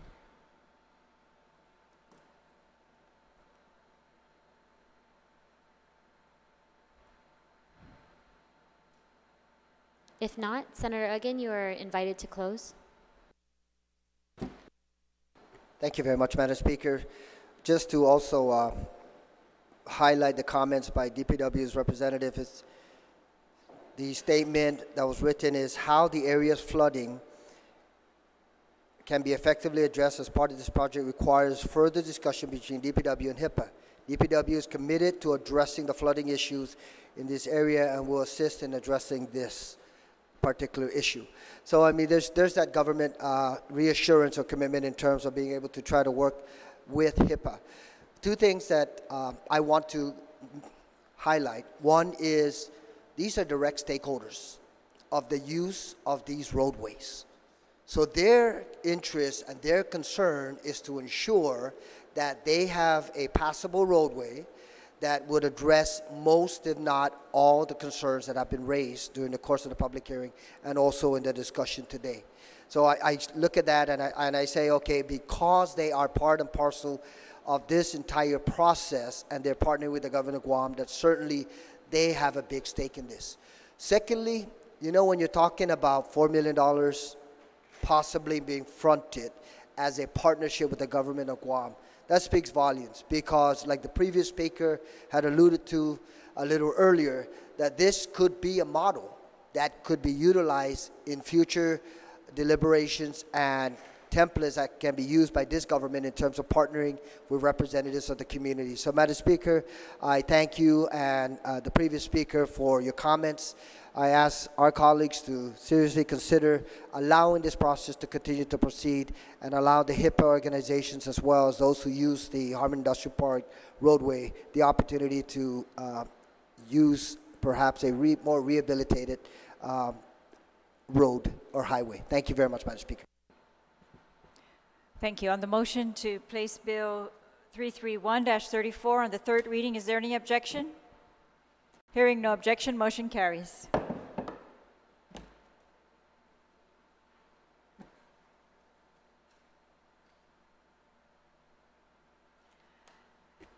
We are now on Bill 332-34. Senator Castro, you are recognized. Thank you, Madam Speaker. I'd like to move that Bill 332-34 COR be placed in the third reading file, and I'd like to speak on the bill. Please proceed. Thank you, Madam Speaker. Bill 332-34, in a nutshell, seeks to name and dedicate the Sanahanya Central Precinct as a Lieutenant Conception Connie Balahaja Dueñas Police Station. The measure is sponsored by myself and Senator San Agustin. Madam Speaker, the late Connie Dueñas was a trailblazer who served 2 decades in the Guam Police Department and who went on to serve as vice mayor and mayor, and further went on to serve our community in numerous boards and commissions. In short, she lived a full life, dedication to her family, to her village, to her career, and to our community at large. And so while the record is replete with her accomplishments, both professionally and in service to our community, I just want to highlight very briefly some of those things in her professional career as a law enforcement officer. For starters, it's worth noting that she was among one of a few women to serve in the Guam Police Department in the early 70s. Connie Dueñas established a reputation as a professional, and in the words of former Chief Ishizaki and the incumbent Chief G.I. Cruz, she did so in an era where women didn't customarily pursue a career in law enforcement. Best, she went on to earn the rank of lieutenant in the Guam Police Department. Madam Speaker, this is not only commendatory, it's inspiring. As to her life outside of the department, the late Connie Duenas spent a lifetime of service to our island, serving in numerous capacities long after leaving GPD. And she did so in positions that served our most vulnerable, persons who are victims of domestic violence and traumatic events. But if I may, Madam Speaker, I'd like to share with my colleagues some of the testimony that was provided at the public hearing that extends beyond any commendatory resolution or professional resume. This is testimony that was provided by members of her family in support of the measure. It's testimony that was provided by her children and grandchildren about their mother and grandmother, sharing lasting memories that attested to her selfless service and unqualified love that Connie Duenas had for her community. They shared a story about how in one specific instance, a resident called upon Connie Duenas long after she left the department when this individual was in distress. There was an active robbery going on at the house. And so Connie Duenas' daughter was sharing how this person called her, and the daughter was dismayed. She was asking, why would you call my mother when you can call 911? And she asked her mother the same question. And if I may summarize, the mother said, while I may have been retired from the department, I am always a police woman.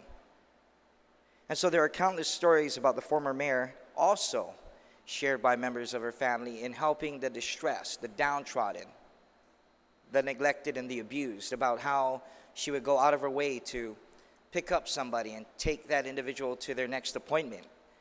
And much to the surprise of her own relatives, because they would be on their way, for example, to another commitment. But she would divert and take her vehicle to pick up this individual or group of individuals to wherever it was they needed to go. Madam Speaker, in closing, I want to ask my colleagues to join me in supporting a bill that honors a woman who paved the way for other women in our community. She gave so much to the underserved. Let it be noted that she served as a fine example for many generations. I'd like to encourage my colleagues, my fellow senators, in memorializing the Honorable Connie Duenas, who taught her family through her fine works and in telling them to be compassionate, to judge less, to lead a meaningful life and make a difference in someone's life, because we all can be a little better off. And she was, as the committee chair testified at the public hearing, a beacon of light that the community needed at the time. And so it's my hope that this measure, the measure to name the Central Sinahanya Precinct, the Lieutenant Connie Duenas Police Station, in order that it may serve as a testament of triumph and may continue to serve as an inspiration for generations to come. Thank you, Madam Speaker. Thank you, Senator Castro. On the bill, Senator Muña, you are recognized.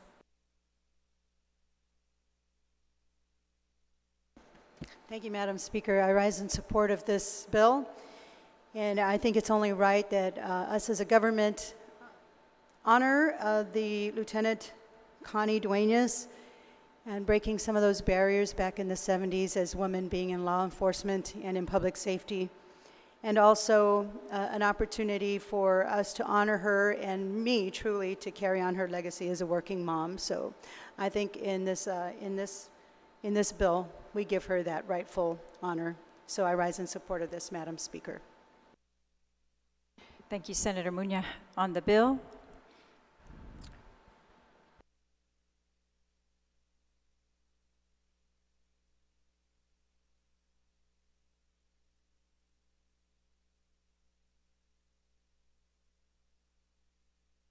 On Bill 332-34, Speaker Talai, you recognize. thank you very much, Mr. Speaker. I just wanted to rise in support of this bill, and just to highlight the example that Mayor Duenas was for all of us. And at the public hearing on the bill, it's correct that there was much testimony from family, and not just family members, but also those who served with her, during the 70s in the police department, and those who served with her on the parole board till her last days, really. She served, you know, our community in many capacities, including as mayor and also then as our guest commissioner in those days, and then as on the parole board until her last days. She really was a good example, and one whose name I'm hoping will continue to inspire members of our community, and especially women. It's very apparent that she was a caring person from her choice of career and her service throughout her lifetime. The chief of the police said that while she was on the department, or a member of the department, that she was an inspiration for other women in the police department, and that she allowed for networking among women in the police department and among police officers everywhere. And I also would like to just read excerpts from one testimony from Frances Manabusan Adams. She was a police department female officer in the mid-1970s. She says, "I had the honor and pleasure to work with Lieutenant Connie Dueñas on several occasions and was impressed how she carried herself in her uniform, the pride she displayed being a Guam police officer, and the dedication and compassion she displayed in conducting her duties. As you're probably aware, she was the first local Chamorro woman to attain rank while being in the police department. Lieutenant Dueñas on many occasions helped those in need, expended her own money to assist those in crisis, and extended herself to help countless others. When I met her the first time at work, she impressed upon me the need to always present myself to the public in a positive and professional way as a police officer, especially being a female Chamorro officer. Lieutenant Dueñas told me the sky was the limit and I could be whatever I wanted if I worked hard and never forgot that I was representing women in this male-dominated field. Speaking of males, every officer I knew or spoke to always had a kind word to say about her, and above all, everyone respected her. I remember many younger officers going to Lieutenant Dueñas for advice, speaking to her in confidence, and fellow officers always referring to her with the utmost respect. In addition to Lieutenant Dueñas honorably serving the Guam community for many years, she also gave her time and energy to our island as a commissioner in the village of Tamuning and as a member of the parole board. As you can see, her entire life was spent selflessly serving others, serving the community, and serving Guam. I believe it's only fitting and proper to name the new Sinahaña Central Precinct after Lieutenant Concepcion Connie Balahaja Dueñas as an acknowledgement of her tireless and selfless service to both our island and its people. Thank you for your time and consideration. Frances Manabusan Adams. Her testimony really, I think, expresses my sentiment as well. And so I wanted to share that with everyone on the record so that we could all share in the pride that I think her fellow police officers feel, and the inspiration that she has shared with our entire community. Sizuas Maasi, to the sponsor, and Sizuas Maasi, Mr. Speaker. Thank you very much, Speaker Talahi. Any further discussion on Bill number 332-34, COR? Any further discussion before I call on the sponsor of the legislation? If not, Senator Castro, would you like to close? If not, on the motion to place Bill number 332-34 COR into third reading. No objections? So ordered. 1 minute recess.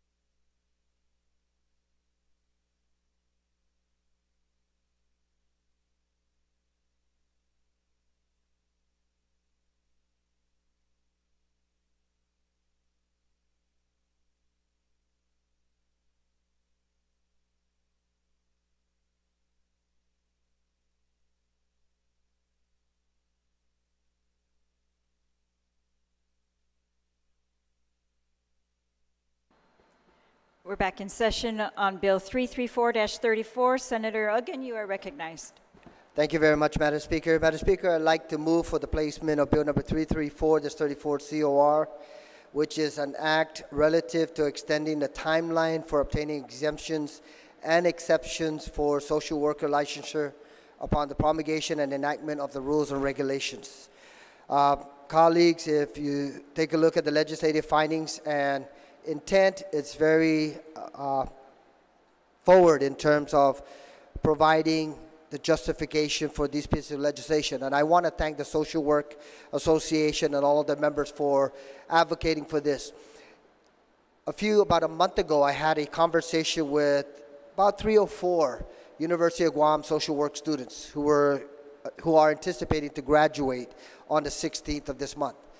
And one of the questions that came up was with regards to the provisions that now restrict certain exemptions and exceptions. And this, just for your information, colleagues, while the rules and regulations are being promulgated, it has been it's in the process of being finalized, and the Chair of Health will be able to allude to that if he so chooses.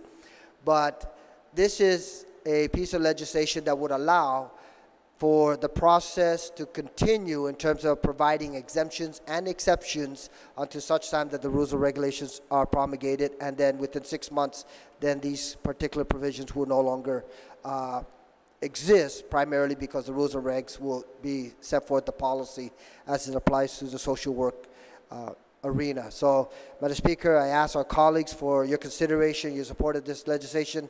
I want to thank the Chair of the Committee on Health for initially expediting the public hearing on this measure and allowing the recognition by the social work personnel, professionals out there, allowing us as a legislative body to be able to listen to their concerns and ensure that they continue to comply with existing laws. So thank you very much, Madam Speaker. Thank you, Senator. On Bill 334, is there any other member who would like to be recognized? Senator Lee, you are recognized. Sujus Masi, Madam Speaker, I rise in support of this measure, and I want to thank the author for bringing this forward to the floor. During the public hearing, we had the opportunity to hear from members of NASW, members of the social work field in general.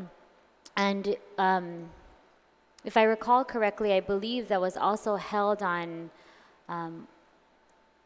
National Social Work Day. So it was really fitting that we were having the public hearing at that time. But it's also critical that when we look at the needs of our community, that we provide those resources, the much needed resources, to programs and services like Child Protective Services, like Adult Protective Services, Guam Behavioral Health. All of those different agencies across our government are in need of these professionals, of these social work professionals, to meet the needs of our community. And one of my concerns was that barring this legislation and measures like it, we could potentially lose very culturally competent staff, people who were born and raised here, who understand our community the very best. And we don't want for those people who have been living and working here to seek opportunities elsewhere because impediments exist here on our island. And so, again, I want to thank the National Association of Social Workers, Ms. Asia Ramos, who was before us and gave us, was able to answer a lot of the questions that we had about this measure. And also many of the supporters and social workers who who provided written testimony on this bill. And that can be found in the committee report. Many of them allude to personal experiences for why they are in support, but I thank them very much for coming forward and lending their voices in support of this measure. Sujus Masi. Sujus Masi. On the bill, is there any other member who would like to be recognized?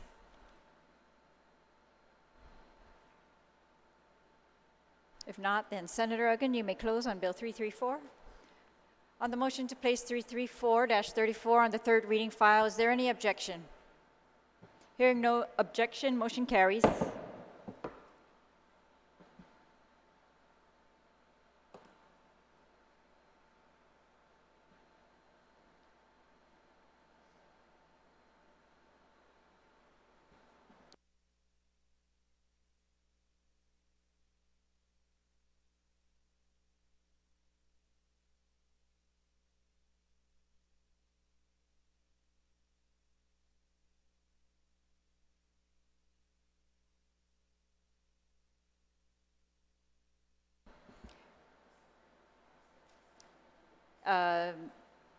we're on Bill 338, but the sponsor's not present. Maybe we would go forward with Bill 347 if there's, oh, sorry. It's 33, yeah. 343, would that be a quick, you think? All right, so we'll proceed with Bill 343 while we wait for the sponsor of Bill 338. Bill 343, Senator Atta, you are recognized. Thank you, Madam Speaker. Madam Speaker, I move to place Bill 343-34 COR into the third reading, and I would like to discuss it. Is it as introduced? As introduced. Please proceed. Yes, ma'am. Madam Speaker, Bill 343 is an act to exempt Lot B1, Track 111 in Tumon from the alienation and reverter clause as was stipulated in Public Law 21-14. Very briefly and simply, back in the 21st legislature, authorization was given to certain land sales and exchanges in Tumon, in Tamuning there, right as you're going down Ipao Road.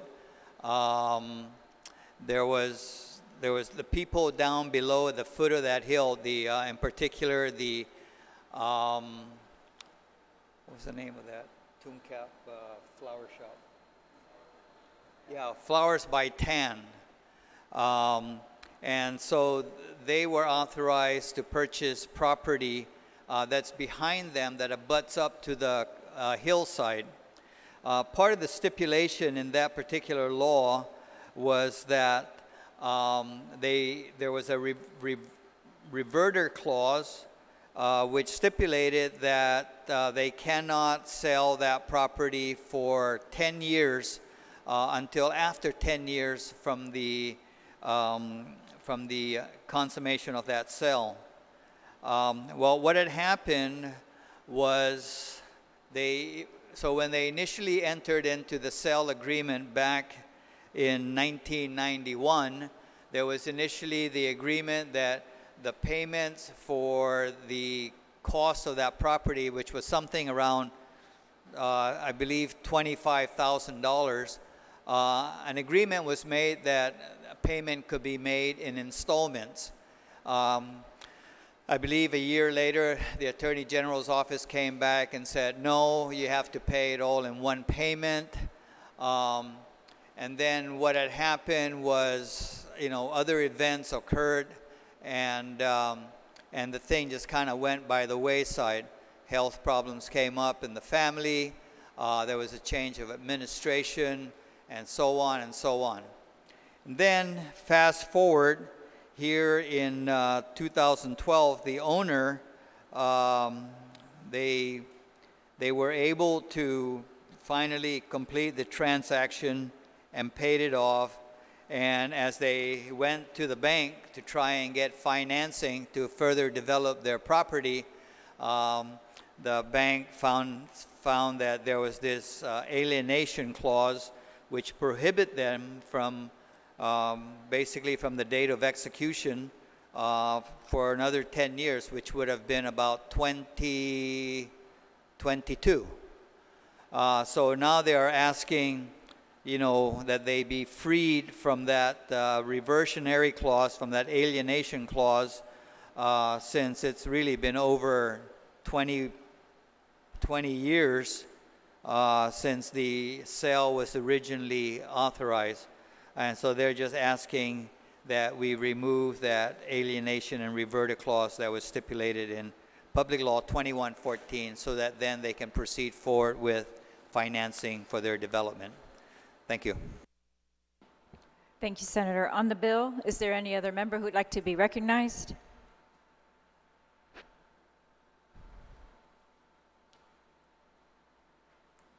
If not, then Senator Atta, you may close. Just wait for closing. So is there any objection to placing bill number 343-34 on the third reading file? Hearing no objection, motion carries. We are on bill 338. Senator Estevez, you are recognized. Thank you, Madam Speaker. Oh, I'm sorry, wait, Bill 337. Thank you, Madam Speaker. I move to place Bill 337 on behalf of the Committee on Public Safety to the third reading file, and I'd like to speak on it. Please proceed. Thank you, Madam Speaker. Bill 337, an act to amend Section 3127 of Chapter 3, Title 5, GCA, relative to mandating the qualification requirements of the Director of Customs and Quarantine. To summarize what this bill does, Madam Speaker, historically we have had issues with these paramilitary entities with establishing directorship and administrative positions. And not necessarily because there's a lack of qualified individuals, but one of the issues is that it's always very beneficial to pull somebody with years of experience within a particular agency that have developed and hopefully mastered that craft before taking the highest echelon position. And I understand and respect the prerogatives of the chief executive to appoint people. There are examples in paramilitary organizations in which the individual does have the qualifications currently on island, and for example, the police chief and fire chief who have to meet minimum requirements. So what Bill 337 does is provides those qualifications. I'm more than happy to go over the qualifications with my colleagues. My colleagues have a copy of the bill, and I'll stand ready to answer any questions. One thing of note that's interesting that it does is it also assists with the compensation of the Director of the Customs Quarantine Agency. And what that does is it determines compensation based on 3-year average salaries of annual income earned based on their time within those agencies. Now, what this does is it solves potentially solves a long-standing issue. How can we pull experience from an agency for these unclassified positions and entice fulfillment of these higher level positions from somebody within that agency, somebody with that experience? Oftentimes what we see is because, potentially the cream of the crop is in the classified service within that agency, the salary is not necessarily compensatory with removing them and putting them at an at-will position within the unclassified sector. And so what we see is oftentimes we're pulling somebody 10 years out of retirement who, really has a lot of catching up. It's a steep learning curve all over again because things are constantly changing, especially in the areas of enforcement and peace officer enforcement. And so with that, what this does is it makes it appealing for whoever the chief executive is now moving into the future to be able to pull experts from within those agencies who know those agencies to be able to fill the highest position as the governor's appointed member. And so with that, I'd ask my colleagues to please support this measure to ensure that we are able to continue to pull the most competent individuals to fill these positions. Thank you, Madam Speaker. Thank you. On the bill, Senator Uggan, you are recognized. Thank you very much, Madam Speaker. Madam Speaker, I certainly stand in support of the proposed measure. And I'd like to ask the consideration of the mover of the legislation, Madam Speaker, if I can proffer a couple of amendments or an amendment in 2 separate sections, because it would also highlight the need for or the authority or the inclusion of a business administration degree. So on line 10, page 2, if I can suggest an amendment be incorporated right after public administration, comma, business administration, then comma, and then continue on with that line. So what it would provide for is an equivalent executive management experience in the field of public administration, comma, business administration, comma, criminal justice or law. And then the other amendment would also be similarly inserted on line 13, right after public administration, because that's where the degrees, specific degrees are highlighted in the provision. So it would read line 13, public administration, comma, business administration, comma, law, or a closely related field or discipline. Because I think, Madam Speaker, if you consider the cross-application of not only public administration but business administration. They both provide theoretical training and skills that are necessary to be able to administer either government or private entities. So, Madam Speaker, if I can make those proposed amendments with the concurrence of the mover of the legislation and also with the members of the body. Thank you, Madam Speaker. On the Uggan amendment to add the words business administration in 3 different parts of the bill, is that correct, Senator Uggan? Yes. Is there anyone who would like to be recognized? Is there any objection?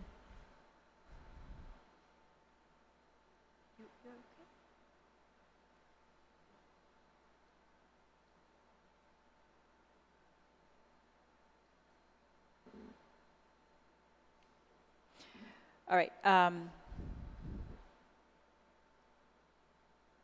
Is there any objection? No, no objection. Motion carries. On the bill, Senator Uggan. Senator San Nicolas, you are recognized.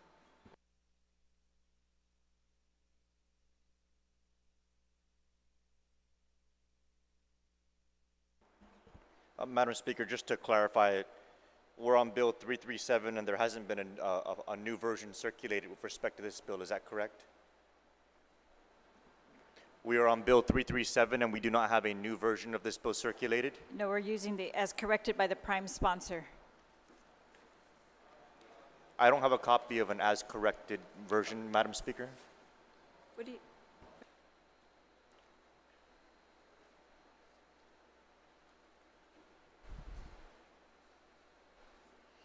And just to clarify, was a motion made to put the as corrected by the prime sponsor version on, was that the motion to place it on the session agenda? Because the prime sponsor is not present to substitute the bill, so I'm just, first as a point of order, I want to clarify what bill we're dealing with.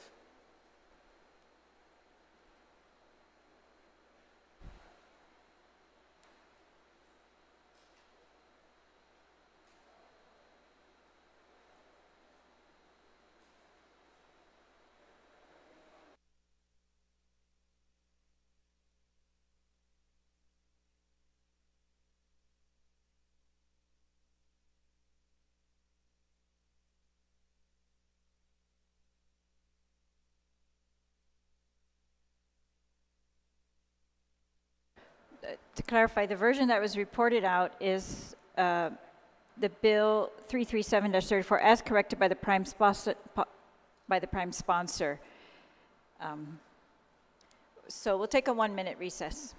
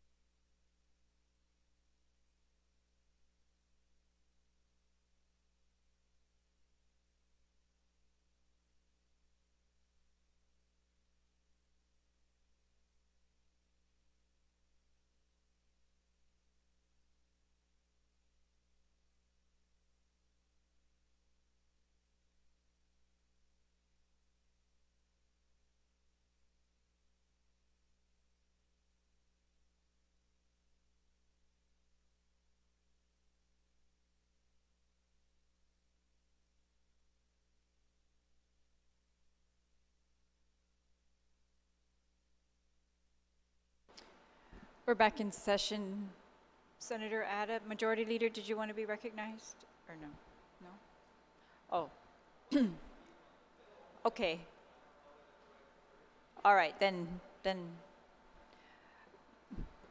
would you like to recess until tomorrow while they make copies of the bill? They're making the copies. It's almost 5 and we have a public hearing. If there's no objection, then we'll recess until 9 o'clock tomorrow morning. Thank you.